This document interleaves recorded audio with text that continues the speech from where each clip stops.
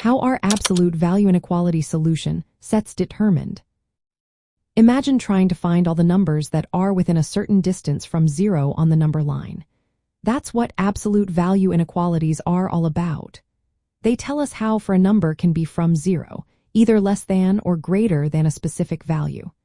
To figure out the solution set, we start by looking at what absolute value really means, the distance from zero, which can never be negative.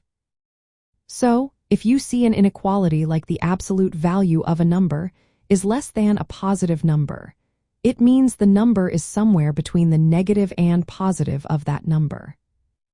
The first step is to isolate the absolute value expression on one side of the inequality. For example, if you have the absolute value of x less than 5, make sure it's alone on one side.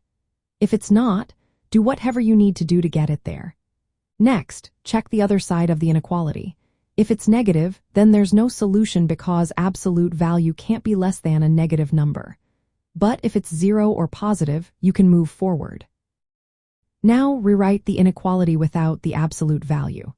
For less than or equal to or less than, the solution becomes a compound inequality. For example, the absolute value of x less than or equal to 5 means x is between negative 5 and 5, including the endpoints if it's less than or equal to. So, you write it as negative 5 less than or equal to x less than or equal to 5. If the inequality is greater than or equal to or greater than 5, then the solution is all numbers less than negative 5 or greater than 5. This is written as x less than negative 5 or x greater than 5. Solve each part separately. For the example of x less than 5, the solution is all x less than 5, but since it's absolute value, you also consider the negative side. For x greater than negative 5, it's the same idea. When you combine these, the solution set for the absolute value less than or equal to 5 is all numbers between negative 5 and 5. For the greater than case, it's all numbers less than negative 5 or greater than 5. Finally, express your answer in interval notation. For the example where the absolute value of x is less than or equal to 5, the solution set is written as the interval from negative 5 to 5, including both ends.